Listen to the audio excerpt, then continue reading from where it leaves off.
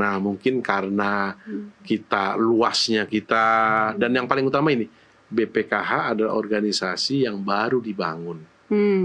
Jadi kalau dibandingkan dengan institusi atau kelembagaan negara lainnya yang kita umurnya masih 8 tahun, ya tentu untuk bisa dikenal, ya bisa dipahami oleh publik, masih butuh BPKH time-nya lah untuk bisa memberikan informasi tersebut secara berkala. Kembali dikasih paham, masih bersama kami Prof. Arief Mufraini, anggota Badan Pelaksana BPKH. Kita masih akan membahas mengenai sekarang terkait struktur pengawasan internal yang juga ingin diketahui oleh publik nih sejauh ini. Seperti apa sih, dan juga keterlibatan dari Dewas itu sendiri, Prof. Arief, dalam memastikan dana itu tidak disalahgunakan.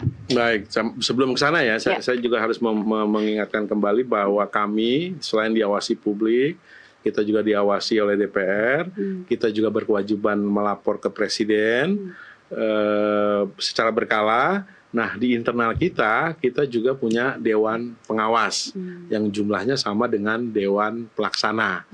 Nah, kita mengenal istilah layer of defense. Jadi kita secara internal di Badan Pelaksana saja, di sana ada pihak yang spesialis mengurusi persoalan resiko, assessment, memitigasinya, mengassesnya, ada kepatuhan, ada hukum, ya, dan seterusnya. Lalu di Dewan Pengawas sendiri di kami, dia ada komite audit dan juga ada komite investasi. Nah, yang duduk di antara duanya itu ada internal audit. Nah, ini semua layer bekerja dalam konteks gitu memperkuat teknis pengawasan yang dilakukan oleh Dewan Pengawas kita. Nah, apakah itu berkaitan dengan aktivitas operasional, apalagi yang berkaitan dengan aktivitas investasi ataupun penempatan dana haji. Seluruh elemen tadi, seluruh layer tadi bekerja pada SOP-nya masing-masing untuk meyakinkan bahwa seluruh proses governance dan prudent. Contohnya dari SOP itu apa saja? Ya, misalkan begini, ketika misalkan kita ingin melakukan investasi untuk sebuah portofolio yang ditawarkan misalkan di Arab Saudi. Nah, maka ketika proposal itu sedang dibuat, di Dewan Pelaksana itu masuk dulu, harus lolos dulu dari apa yang disebut dengan risk criteria acceptance. Nah, itu digawangi oleh divisi-divisi khusus yang berkaitan dengan mitigasi resiko, berkaitan dengan kepatuhan, dan juga berkaitan dengan hukum. Selesai dari situ baru dimasukkan ke dalam sebuah rapat, dan setelah itu baru naik ke Dewas. Di Dewas pun di sana ada komite audit dan juga komite investasi yang melakukan kembali pengecekan segala hal yang berkaitan dengan teknis bagaimana menginvestasikan, baru kemudian keputusan itu bisa diambil. Wow, jadi cukup berjenjang juga ya, karena ini dana umat, amanat, jadi kita betul-betul harus berproses secara govern. Nah, kalau jika, ini kan kita ngomong what if, jika terjadi kegagalan sistem, Prof, atau sampai ke penyelewengan misalnya, siapa sih yang paling bertanggung jawab dalam hal ini? BPKH ya memang secara institusi itu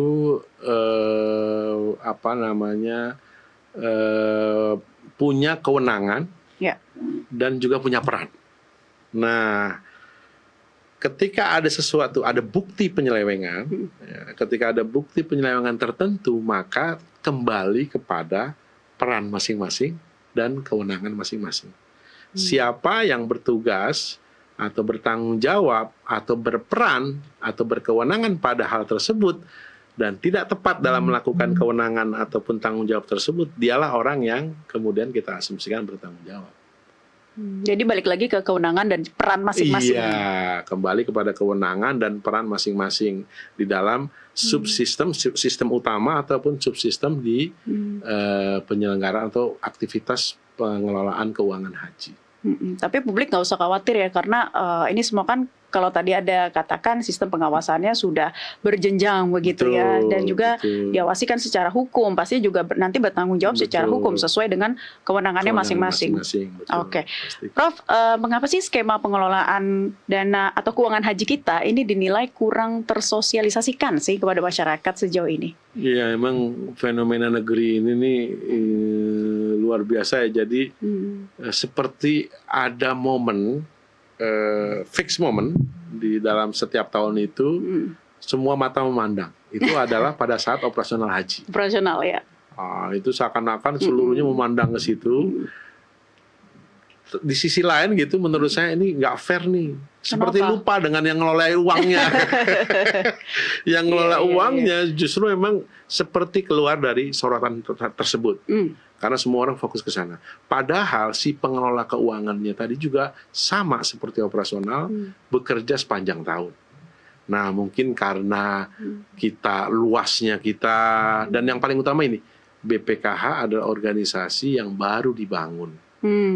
Jadi kalau dibandingkan dengan institusi atau kelembagaan negara lainnya yang kita umurnya masih 8 tahun ya tentu untuk bisa dikenal ya, bisa dipahami oleh publik, masih butuh BPKH time-nya lah untuk bisa memberikan informasi tersebut secara berkala. Kita setiap tahun selalu berusaha mengusahakan untuk mempublikasikan ke berapa ratus titik gitu. Termasuk juga ke daerah-daerah. Ke daerah-daerah untuk memberikan ya literasi ya, pengetahuan tentang bagaimana apa itu dana haji dan bagaimana mengelola dana haji dengan baik. Nah, ini dibuktikan dengan responnya itu tentu dibuktikan dengan masih terusnya orang percaya dengan pendaftar haji. Kira-kira begitu. Itu responnya seperti apa, Prof? Cukup baik sementara ini. Artinya, yang Anda temukan di lapangan begitu dari hasil reportnya? Iya, artinya bahwa dengan masih terusnya ada antusiasme dari jamaah untuk terus mendaftar. Saya pikir itu juga menjadi bagian penting dari adanya sedikit kepercayaan dari jamaah ya, untuk mewakilkan dan pengelolaan dan menitipkan uangnya kepada BPKH. Dan salah satu instrumen pentingnya adalah tadi mekanisme sosialisasi. Tapi untuk sampai seluruh Indonesia paham banget ini, nah ini takes time. Makanya melalui kasih paham, kita kasih paham. Iya, mudah-mudahan mekanisme kasih paham nanti bisa kasih publik.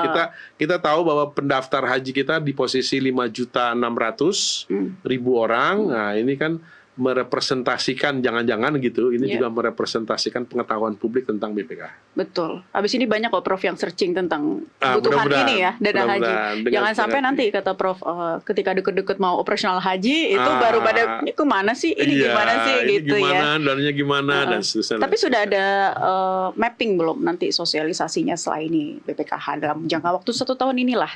Iya, kita setiap tahun selalu melakukan 2 survei ya. Survei utamanya adalah survei tentang pengetahuan publik terkait dengan BPKH. Lalu survei yang berkaitan dengan kepuasan dari bagaimana cara kita mendeliver layanan. Nah itu memang spesifik kepada penerima layanan, dalam ini adalah jemaah haji.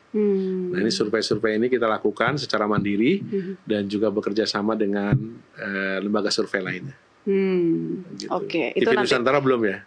Sesaat lagi. Nanti akan kita kasih ke pemirsa ya data-datanya ya. Mungkin hasil surveinya Prof boleh dibuka di sini. Nah, kita kembali ke dapur investasi Prof Arief. Kemana saja penempatan portfolio dana haji kita saat ini yang juga publik belum tahu? Silakan. Nah, ini pelan-pelan ini, pelan-pelan. Memang dari kelolaan sekitar 181,07 triliun bisa disampaikan bahwa 19%-nya itu ada di perbankan syariah atau kita sebutnya penempatan pada perbankan syariah. Kemudian sekitar 81%-nya itu kita investasikan. Nah, investasi itu berbagai macam portofolio. Ada yang berupa tadi SBSN, surat berharga syariah nasional, ada yang juga sukuk private, ada reksadana partisipasi terbatas, ada SDHI, Ada juga sebagian kecil pada direct investment di perbankan dalam negeri dan juga di luar negeri. Tentunya di Arab Saudi. Oke, jadi tadi 81% itu ya, Ya, yang dibagi-bagi itu ya. untuk diinvestasikan. Betul. Oke.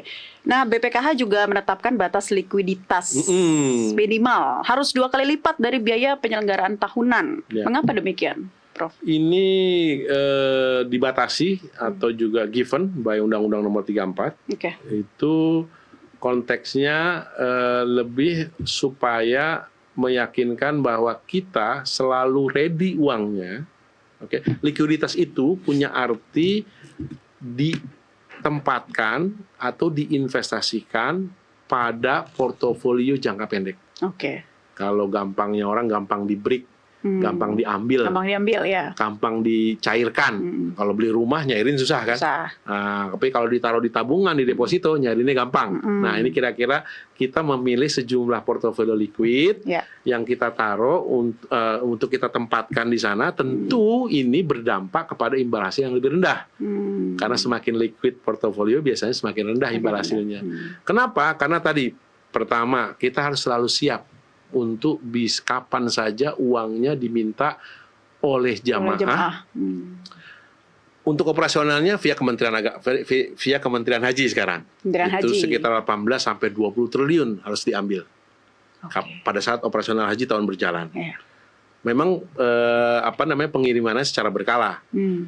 Ada juga yang pembatalan. Itu kapan saja, anytime. At anytime ada yang mau batalin, itu kita harus kembalikan. Dengan berbagai macam variasi dan situasi dari jemaah. Maka uang itu harus selalu ready, harus selalu liquid, dan itu ada dalam 2 kali penyelenggaraan ibadah haji.